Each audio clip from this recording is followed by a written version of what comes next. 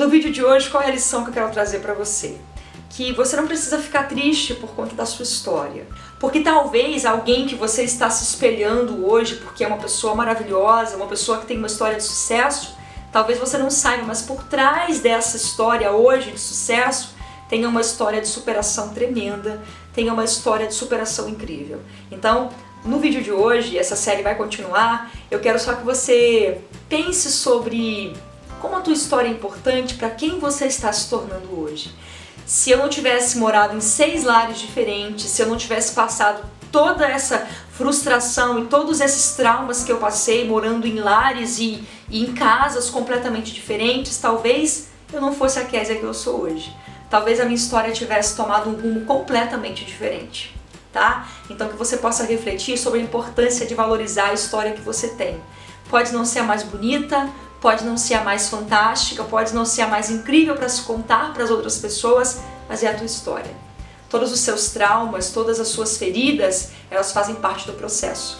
Fazem parte de quem você está se tornando, tá? Então a Kézia só é o que é hoje, porque viveu o que viveu no passado. Olha, eu sou apaixonada por histórias. Eu, de fato, gosto muito de ouvir a história das pessoas, porque eu acredito que histórias são inspiradoras, elas têm o poder e a capacidade de nos levar além e mostram que as pessoas podem conquistar quando elas de fato acreditam que podem. Então, quando eu ouço uma história de vida, eu me sinto motivada a querer buscar mais, a lutar um pouco mais, porque a história das pessoas nos mostra que é possível chegar lá, que é possível alcançar o que poucos alcançaram, que é possível, apesar de tudo dizer que não, conseguir escrever uma história de sucesso. E por gostar tanto de história, eu resolvi compartilhar com vocês uma série de vídeos contando a minha história.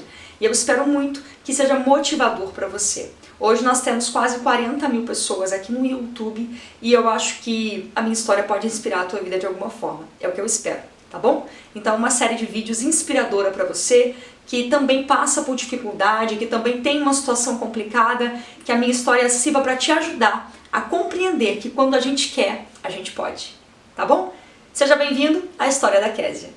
Sou Kézia Cristina Braga Mendes Lanes. Lanes é do Ludson, meu marido.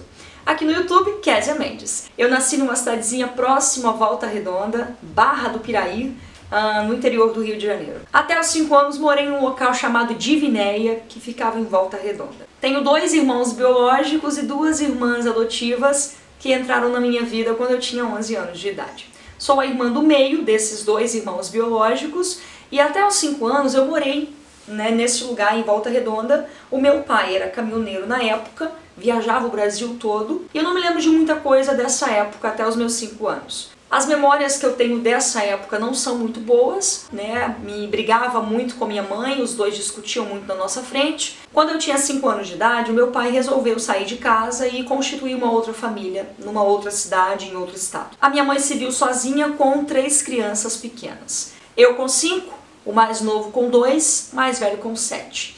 O meu tio, irmão da minha mãe, morava em Minas Gerais nessa época e foi, por acaso, fazer uma visita. Mas não há coincidência na vida, tá? Nada acontece por acaso.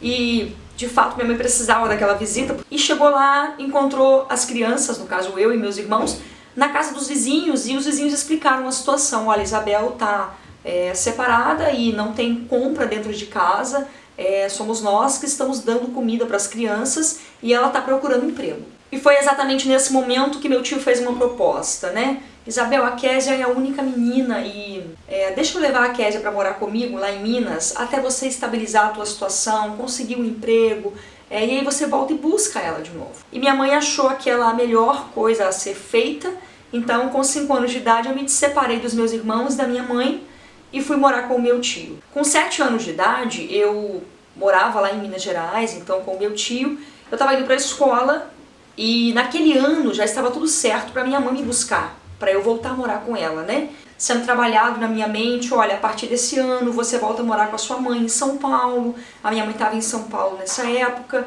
e eu estava muito empolgada porque eu tinha saudade dos meus irmãos, que eu já não via há bastante tempo. Também tinha saudade da minha mãe, então estava muito feliz com a ideia, de voltar a ser uma família de novo, morar com a minha mãe, apesar de ser muito bem tratada pelos meus tios e primos. Mas com 7 anos eu estava indo para a escola, isso era abril, foi quando um cara cortando grama numa roçadeira, a roçadeira pegou uma pedra, bateu no meu olho e eu, né, fiquei em coma e fiquei cega desse olho. Então a ideia de ir para a casa da minha mãe foi por água abaixo e por conta da minha saúde eu fiquei morando com os meus tios ainda mais um tempo. Fiquei em coma durante um tempo, voltei para casa, não andava, não falava, usava fralda geriátrica, um tampão, né, no olho direito. Qualquer movimento que eu fazia para cima ou para os lados, eu colocava o que eu tinha comido para fora. Fiquei muito magra, extremamente magra. Os ossos da face você tinha condições de contar, de ver, de tão magra que eu fiquei. Mas Deus operou um milagre e eu voltei à vida, né? E retomei a minha saúde aos poucos. Enfim, fiquei com meu tio até os 11. Com 11 anos de idade, minha mãe me buscou e finalmente fui morar em São Paulo junto com os meus 2 irmãos. Em São Paulo eu tive algumas experiências traumáticas, porque é muito difícil você tirar uma criança de uma família, colocar em outra que ela quase não tem contato. Quando você retoma, já não é a mesma coisa, você não é aquela mesma criança. Eu tinha aprendido muitas coisas com os meus tios que na casa da minha mãe era diferente, então foi muito difícil para mim essa fase de adaptação.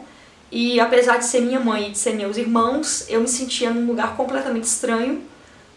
Não sei muito bem explicar isso, mas era como se eu não estivesse na minha casa, era uma coisa muito estranha. E ali em São Paulo eu passei umas experiências muito traumáticas que eu posso contar em outro vídeo. Mas minha mãe voltou de São Paulo para Minas, resolveu ir embora. E lá em Minas Gerais, nós fomos morar num lugar muito, muito pequeno. Era um cortiço mesmo, uma casa no porão que tinha apenas 2 cômodos. Um quarto, uma cozinha e um banheiro. E morei ali durante um tempo, era um lugar muito mofado, por ser um porão, era um lugar bem complicado. Para vocês terem uma ideia, na casa não tinha mesa, não tinha cama, não tinha nada. A cama que nós dormíamos era em cima de uma lata de, não sei quantos litros é aquilo, uma lata de óleo daquelas enormes assim. Nós tínhamos 2 latas de óleo na cabeceira de um estrado de cama e 2 cadeiras velhas que não tinha mais estofado, tinha só o esqueleto da cadeira nos pés daquele estrado. A minha mãe colocava jornal e colocava por cima umas cobertas velhas pra gente dormir e não ficar tão duro na hora de deitar. A minha mãe mudava muito, sempre em busca de melhorar a condição de vida, enfim, eu não sei qual era a ideia exatamente, mas nós mudávamos muito e isso dificultava às vezes até para estudar. Eu me lembro que com 11 anos, assim que eu cheguei de São Paulo, eu morava nesse cortiço que eu contei pra vocês, né, nessa casa simplória, num porão, e logo depois a minha mãe foi morar numa roça, no meio de um mato mesmo, tinha uma lavoura, e minha mãe começou a tocar aquela lavoura. Nessa época ela já estava com o meu padrasto, e começou a tocar aquela lavoura e aquele serviço, e era mais ou menos 1 hora daquele lugar até a cidade mais próxima para estudar. Então eu ia de bicicleta junto com os meus irmãos, só que chegou um momento que meus irmãos não quiseram mais e desanimaram de estudar, e eu também parei de estudar. Então com 11 anos a Késia abandonou a escola. Quem diria, a professora Késia abandonou a escola. Pois é. E com 11 anos eu abandonei a escola e voltei a estudar com 14. Por que eu voltei a estudar? Foi quando a minha tia, aquela tia que eu havia morado com ela, viu a situação complicada. Ela fez uma proposta de que eu fosse morar com ela novamente. E eu aceitei a proposta, então voltei a morar com a minha tia com 14 anos. E foi quando eu voltei para a escola e nunca mais saí. A minha tia não me deixava faltar um dia de aula, pegava no meu pé mesmo, e ela não me deixou nem fazer a EJA, que é a Educação para Jovens e Adultos. Então eu terminei o meu ensino médio com 2 anos de defasagem. Mas estudava de manhã, depois passei a estudar de tarde, enfim, concluí o ensino médio, mesmo atrasada, mas consegui terminar. E sou muito grata, à minha tia, aos meus tios por isso. E assim que eu terminei o ensino médio, nesse processo, eu já não morava mais com a minha tia, eu fui morar na casa da minha prima, depois eu morei com um conhecido, que era um pastor, depois eu morei com a minha avó. Gente, eu morei com muita gente, eu morei com 6 famílias diferentes. Késia, por que você morou com tanta gente assim? Era um negócio complicado, assim, você começava a morar com uma família e daqui a pouco sobrecarregava, sabe? Eu sentia isso, eu sentia que meio que sobrecarregava. A família tinha outros planos e você meio que entrou e atropelou todos aqueles planos. Então, quem ficava com mais dó pegava pra cuidar, era um negócio mais ou menos assim. Então, só te contando isso, dá pra você imaginar que eu não fui uma adolescente muito resolvida. Eu tinha muitos traumas, gente. Eu tinha muita dificuldade de me relacionar com as pessoas. Triste, eu não gostava de aniversário.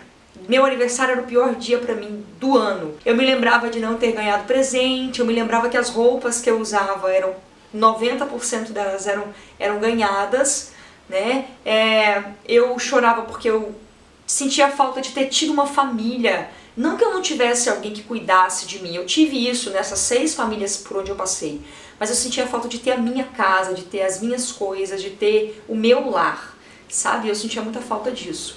Então foi uma adolescência muito complicada e eu digo pra você que tinha tudo pra dar errado. Tinha tudo pra dar muito errado, mas a vida tem dessas coisas. Mesmo tendo tudo pra dar errado, às vezes dá certo.